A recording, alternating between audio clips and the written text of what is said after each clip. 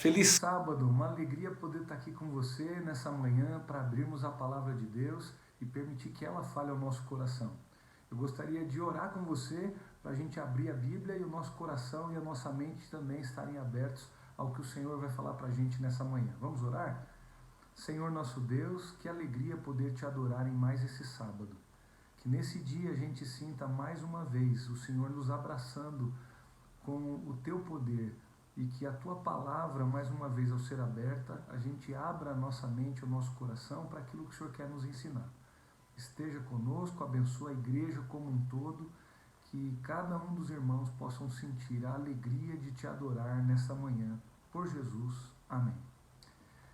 Nesse sábado eu quero levar você a uma viagem no tempo e a gente dá uma olhada assim em umas passagens do povo de Israel, desde o momento em que a Bíblia relata no livro de Números capítulo 20 para frente, relatam uns episódios assim que vão ali para a história final dos 40 anos do povo de Israel no deserto. E tem uma sequência de acontecimentos muito importantes e que a gente vai ter, quem sabe, um aprendizado muito especial nesse dia, tá? Então, só lembrando, começo do capítulo 20 tem a ver com Miriam, só situando você aí, Miriam é irmã de Arão e de Moisés, tá certo? Vocês sabem que Miriam teve ali alguns momentos de altos e baixos com os irmãos ao liderar o povo de Israel. Mas o fato é que começa o capítulo 20, ela morrendo, e eles estavam ali na região de Cádiz. E o povo começou a reclamar com Deus, falando que não tinha água, o que Deus estava fazendo com eles, e tanto tempo que eles já estavam no deserto.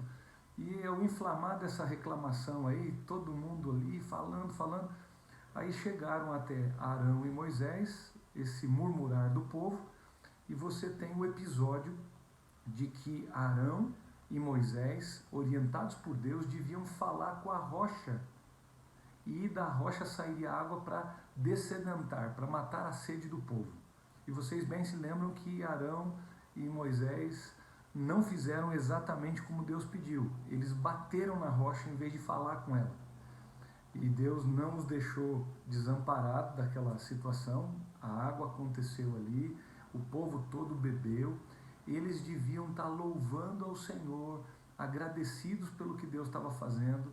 E se eles estivessem agido, ou se eles tivessem agido dessa forma em especial, Deus estaria harmonizando eles de novo para que algo muito especial pudesse ser evitado. Ou seja, eles estavam no limiar da terra prometida. Só faltava passar por Edom. E ao fazerem toda essa confusão e tal, Deus, em vez de dar a sua bênção para que eles passassem tranquilamente na terra dos Edonitas e tivessem um caminho bem curto até a região de onde eles possuiriam a terra, vem um problema. Gente, com esse murmurar, com essa coisa que aconteceu aí com as águas de Meribá, Meribá significa discussão, o povo discutiu com Deus, e Deus assim mesmo o santificou e tentou fazer com que o povo entendesse de volta, mas os Edonitas, ao saberem que o povo de Israel ia passar por suas terras, num recado que Moisés deu para o rei, na hora o rei Edonita brecou isso. Não permitiu e falou que se eles passassem ali, eles não sairiam com vida. E olha só para você entender, quem eram os Edonitas? Os Edonitas eram descendentes de Esaú. Esaú, esse mesmo, irmão de Jacó. E se você se lembra bem, o povo de Israel todo descendeu de Jacó e de seus filhos. E o que era para ter acontecido com tudo isso, gente? Eles estariam testemunhando para os Edonitas aquilo que é a fidelidade que eles podiam também demonstrar a Deus, que Deus estava agindo de maneira fiel com eles até ali, e que tudo que eles estavam aprendendo eles podiam repartir com os Edonitas, firmá-los também na fé, testemunhando do que era andar com Deus. Mas ao eles duvidarem, contenderem com Deus, a bênção do Senhor não estava sobre essa situação no coração do rei Edonita. Ele falou: olha, vocês não vão passar por aqui, vocês não podem tocar em nada das águas, vocês não podem tocar em nenhuma das vegetações aqui, vocês vão ter que passar vocês vão ter que dar a volta por Edom. E, gente, ficaria muito mais distante. Eles tinham que passar dando a volta no Monte Or, ficaria muito mais tempo e eles teriam todo o problema de andar no deserto, mais um tantão que não deviam ter andado.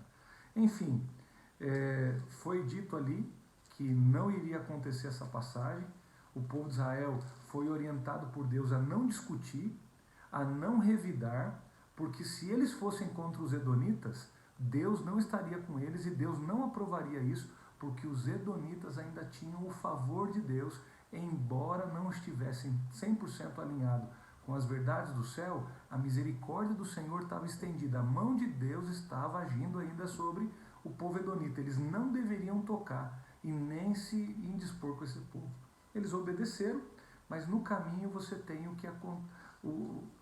episódio de novo muito triste. O que acontece? Moisés e Arão são orientados por Deus que Arão deveria descansar. E Moisés chamou então o filho, né, de Arão e eles subiram ao Monte Or, tá certo? E ali, nesse momento no Monte Or, se você ler aqui a partir do verso 22, está descrito: Eleazar subiu então, o jovem Eleazar, junto com Moisés e com Arão. Subiram para o Monte Or, aquela situação, coração pesado e tudo. Arão, em consequência daquele episódio anterior, de Moisés e de Arão não falarem com a rocha, mas sim bater nela, Deus falou que eles não entrariam na terra. E aqui já estava a sequência dessas consequências que ficaram. Arão, foi dito para ele: olha, embora você conduziu o povo, trabalhou com todo o carinho com as questões de Deus, fica uma consequência. E aí já tem uma primeira lição. Homens de autoridade, de responsabilidade, às vezes a gente não dá conta do todo do que se afeta. Eles estavam representando Jesus ali. E ao eles agirem diferente do que Deus tinha ordenado, eles agiram mal e testemunharam errado de quem era Deus. Na impaciência dos dois, bateram na rocha e isso trouxe consequências. E Arão agora vai ser substituído por Eleazar. Quando você lê o livro Patriarcas e Profetas, subiram lá no monte, Moisés deu colo ali, Arão morreu nos braços de Moisés. E aí foram tiradas as roupas, as vestes sacerdotais de Arão e colocaram Moisés colocou sobre Eleazar, que passa a ser o sumo sacerdote no lugar de Arão. Os dois descem da montanha e ao comunicarem para o povo, há um choro generalizado, que muita gente, o povo todo gostava demais de Arão. E eles ficaram 30 dias ali na região do Monte Or, ao redor desse monte, pranteando a morte de Arão. E não era para eles, se não refletirem, terem visto o que Deus estava querendo ensinar com tudo isso? Era assim. Mas não fizeram isso. Eles simplesmente chegaram e logo na sequência tem aqui no capítulo 21 o que eles fizeram. Verso 4 do capítulo 21, essa parte que nós vamos concentrar bem aqui para aquilo que a gente vai estudar nesse sábado. Veja então, verso 4. Então partiram de Or pelo caminho do Mar Vermelho a rodear a terra de Edom, justamente a terra que o rei de Edom não permitiu que eles atravessassem por ela, mas eles tinham que dar a volta toda e o caminho ficando muito maior. Porém, o povo se tornou impaciente no caminho. Olha aí. E o povo falou contra Deus e contra Moisés. Por que nos fizeram subir do Egito para morrermos nesse deserto, onde não há pão, não há água, e a nossa alma já está enjoada, nós estamos enjoados de comer esse pão vil, ou esse pão miserável, outras traduções dizem. Sabe o que está acontecendo aqui? O povo está falando do maná. A gente não aguenta mais comer, nós estamos enjoados, não conseguimos mais comer esse pão miserável. Olha só o que a murmuração faz aqui. Então o Senhor mandou entre o povo serpentes abrasadoras, que mordiam o povo, e morreram muitos do povo de Israel. Veio o povo a Moisés e disse: havemos pecado, porque temos falado contra o Senhor e contra ti, Moisés. Ora, por favor, ao Senhor, que ele tire de nós essas serpentes. Então Moisés orou pelo povo e disse o Senhor Deus a Moisés: faze uma serpente abrasadora, põe-na sobre uma haste, e será que quando todo mordido mirar para essa serpente, viverá. Fez Moisés uma serpente de bronze e pôs sobre uma haste. Sendo alguém mordido por alguma serpente, se olhasse para a serpente de bronze, ficaria curado.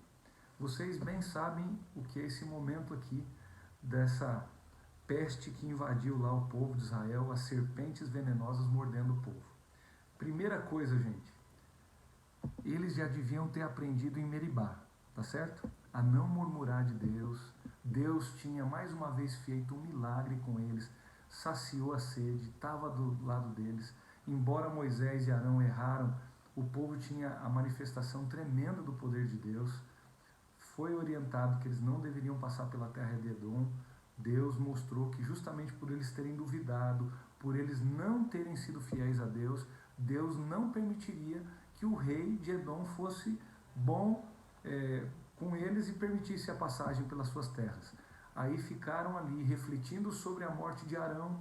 Foi quando Deus chamou Moisés e Arão para o Monte Hor. Morre ali Arão. Interessante, a sepultura de Arão nunca foi achada, porque discretamente foi feita ali por Eleazar e Moisés.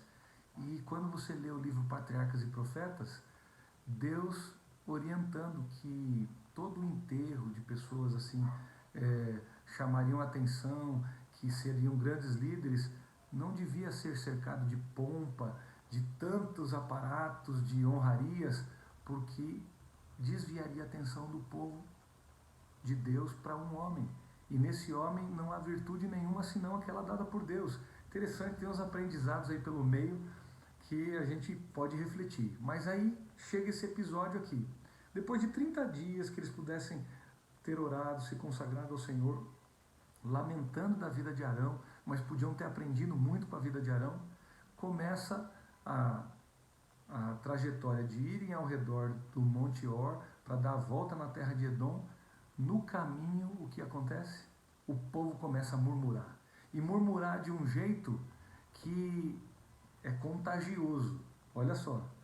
Um falando ali, descontente, lá, e outro duvidando acolá, e a murmuração, a crítica, a rebeldia, levou esse povo à descrença. O que Deus está fazendo com a gente? Que miséria é essa da gente morrer aqui nessa terra? Que coisa Deus está fazendo? Não tem água nesse deserto, não tem comida e a gente não aguenta mais comer esse pão miserável. Ingratidão. Gente, presta atenção. Murmuração, impaciência, gerou dúvida, descrença e fez o povo realmente ser todo contaminado pela ingratidão. Pois é. Por que eu quero dizer isso para você? Olhando para trás, o que Deus tinha feito, já tinha mais de 38 anos que eles estavam caminhando no deserto, sabem disso? 38 anos que Deus tinha feito o que com o povo, gente? A roupa não gastou, o sapato não gastou. Deus protegeu com a nuvem durante o dia para não ter tanto calor. À noite, a coluna de fogo para os aquecer. Deu o alimento, protegeu. Gente, tinha em todo o percurso do deserto não só serpentes, escorpiões e outras coisas que podiam estar ali machucando o povo, trazendo doença, enfermidade, a catástrofe ali. Deus cuidou miraculosamente do povo ao longo de todo o caminho dos 38 anos, mesmo nesses episódios tremendos de situações que geram consequências da desconfiança. Lembra que lá no passado, bem antes dos 40 anos, eles saíram do Egito, logo que saíram, 40, 50 dias era para entrar na terra de Canaã. Mas quando foram espiar a terra, dos 12, 10 voltaram falando dos problemas, só Josué e Caleb falando que podiam herdar a terra, mas porque o povo duvidou de Deus. Vocês lembram?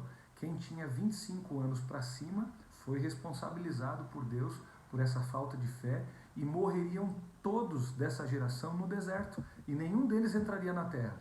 Para cada dia que espiaram a terra, 1 ano no deserto. 40 anos, vocês se lembram então. Quem tinha de 25 anos para baixo foi poupado por Deus e ao longo dos 40 anos deveria ter aprendido com toda a experiência de depender de Deus para tudo, de ver o cuidado de Deus, os milagres para mantê-los, deviam ter aprendido.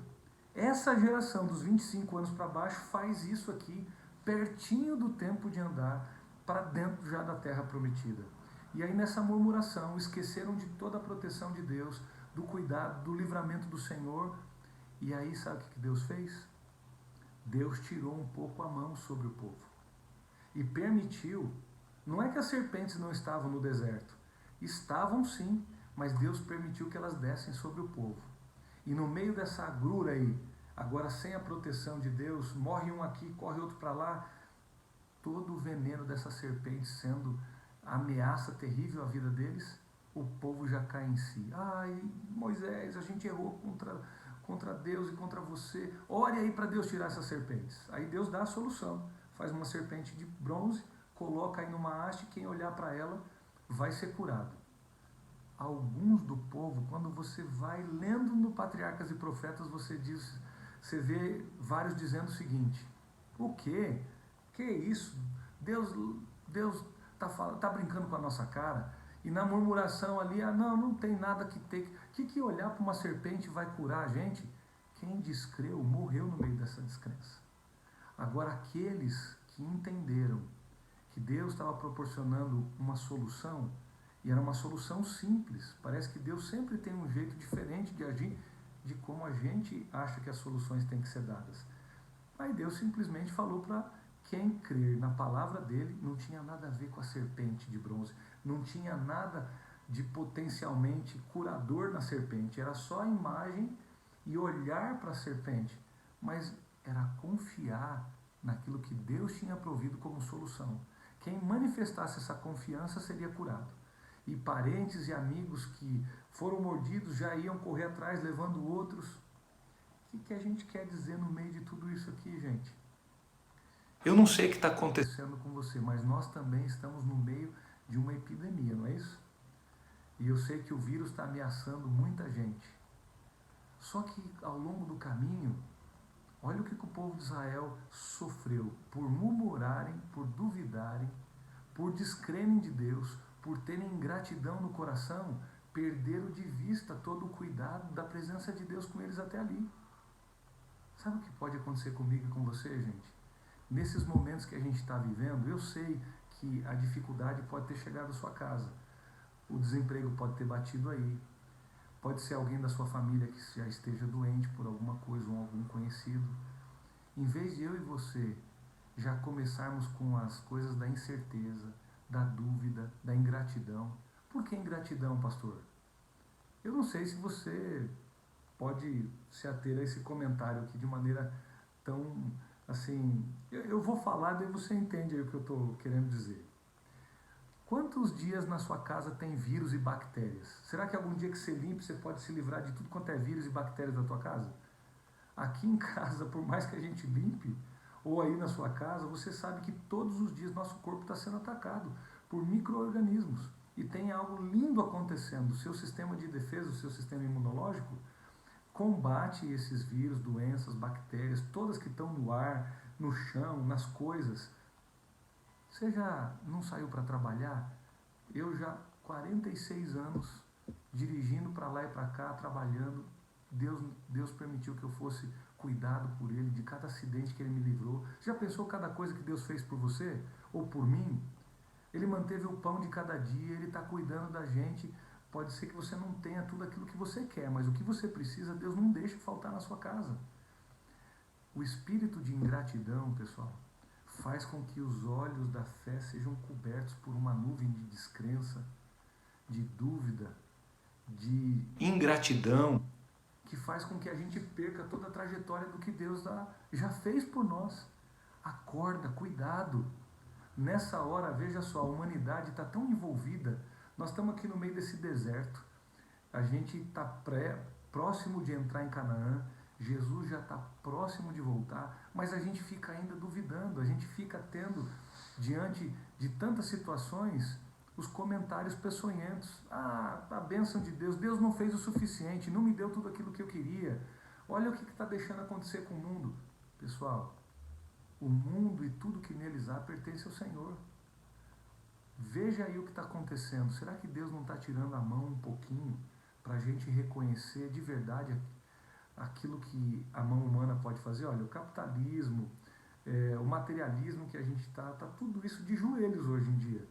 Porque a gente, mais de 4 bilhões e meio de pessoas em quarentena, dos 7 bilhões de habitantes do mundo, nós estamos com o mundo parado diante de uma situação de um vírus como esse. Será que Deus não está dando a chance da gente parar um pouco para pensar e refletir? Quando Ele tira a mão um pouquinho, olha o que acontece. As pessoas estão achando que o que elas conseguem é da força do braço delas. O mundo construindo as suas soluções científicas, as coisas todas e tal. Olha o que nós somos perante tudo isso. Nada. Olha de que tamanho a gente ficou. Nada. A gente está esquecendo que é Deus que nos conduziu até aqui. Esquecendo de que Ele é quem vai nos colocar na Canaã que a gente tanto imagina. Sabe, pessoal? Por duvidar, a gente perde as bênçãos do Senhor.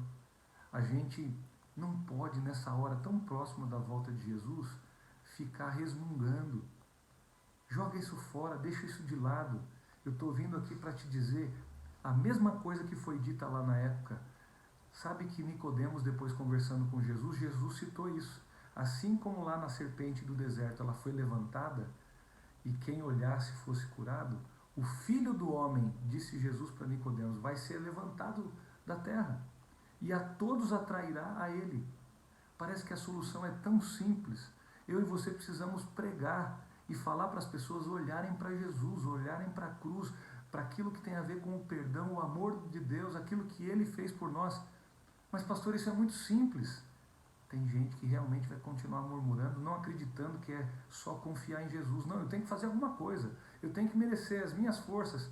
Gente, se eu fui curado do pecado, assim como alguém lá picado da serpente e esse vírus temendo do veneno que entrava ali para matar o povo, existe um vírus muito pior do que o corona. É o vírus do pecado e infectou todos nós. Agora eu tenho aonde está a cura. Será que não é hora de eu falar para um amigo, para o meu familiar, para alguém querido, dizendo o seguinte: eu sei o que pode te ajudar, eu sei o que pode preencher o seu coração. Olhe para Jesus, levante o seu olhar para o céu. A todos Jesus falou que atrairia ele. Mas parece que é tão simples, mas é crer, é entregar o coração para Jesus. Pois é, parece algo simples, mas isso vai curar as pessoas. Eu e você somos aqueles que podem estar precisando levar outros para olharem para a cruz. Não para ficar duvidando, resmungando e imergir nos nossos próprios pensamentos e murmurações e deixar de ver o que Deus está fazendo no mundo para nos salvar. É um ato de misericórdia ainda. Deus permitir que, mesmo ao Ele tirar um pouco a mão, o sofrimento, as coisas que a gente pode notar nesse mundo, mostram que o nosso lar não é aqui. Que não é aqui a nossa herança verdadeira. Que Ele está preparando um novo céu, uma nova terra, onde não vai haver mais dor, sofrimento, nem lágrima, porque as primeiras coisas vão ter passado. Deus vai fazer tudo novo, um novo céu, uma nova terra. Não vai haver mais a morte.